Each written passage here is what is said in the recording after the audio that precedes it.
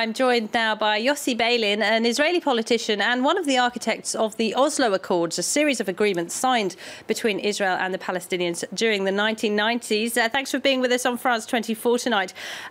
First of all, as someone who has worked hard on trying to bring peace between Israel and the Palestinians, what do you think of Trump's somewhat dismissive comments that this isn't as hard as everybody always says it is, that I am just going to get it done? Well, it may be a very interesting opportunity. Nobody really knows. But if a few months ago it was almost unthinkable that President Trump would invest time and energy in our conflict, it so happens that for him it is becoming the biggest challenge. And for somebody like me, it's good news. Now, I must tell you, when I listened to the press conference of both presidents, there was one word which was very, very important and interesting if President Trump took it really seriously, and that was arbitration.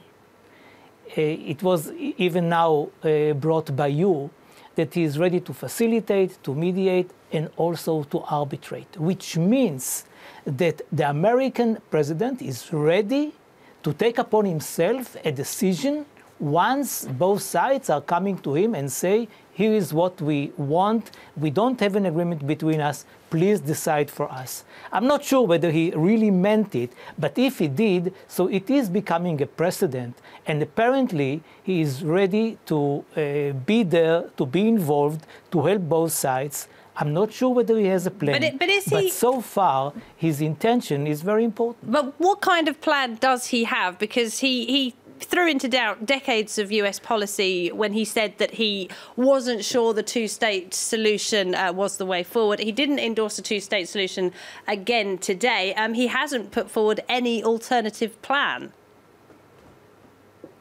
Well, he knows that there is no other solution. When he said one state or two states, it was half a joke. He knows that the Palestinians will not be ready to be part of one state, and the Israelis will not like to have a one-state solution because eventually it will lead to a Jewish minority dominating a Palestinian majority in one state. A lot of people do want a one-state solution. Israeli politicians are talking increasingly about it, and people on the Palestinian side have also talked about it. It's not completely off the table, is it? Only Israeli. It is off the table.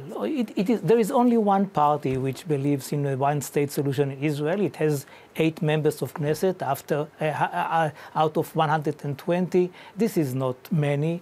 There are very few who are ready to speak openly about a one-state solution because the demographic clock is there, and they understand that this is something that only those who don't want to have a Jewish democratic state can support. So this is not a real option. I'm sure that President Trump understands that the Palestinians are not ready for it. And once he said, you two have to agree whether it is one state or two states, he meant two states. So this is not the real problem. The real question is whether he's going to repeat the mistake of Secretary Kerry to bring both sides together and to tell them that in 9 or 10 months they have to get to a permanent agreement, or whether he will go through a gradual process, which I believe is much preferable, to have a Palestinian state in provisional borders according to the roadmap which was suggested and accepted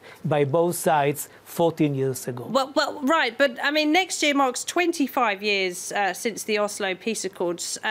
Both sides have paid a very heavy price since then. I mean, is the two-state solution really the only way forward? You might say the politicians are still holding on to it, even though Donald Trump doesn't seem to be talking about it. But what about the people? What about Israelis and Palestinians? Are they losing faith in that?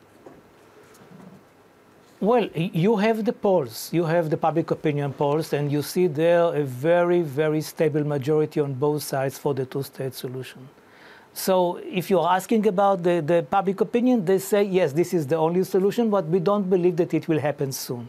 And this is the answer on both sides. So if it does happen, it won't be difficult to the leaders to convince their peoples to support this solution. And as President Abbas said today, it is possible. It is possible. We know more or less the solution. The Clinton parameters, our Geneva informal agreement from 2003. I mean, we have all the details. The only question is whether the leaders, including Abu Mazen, but also Netanyahu, are courageous enough to come to the table and to say, we understand that this is the price that we have to pay. It is a reasonable price for both sides. All right, Yossi BEILIN, thank you very much indeed for talking to us.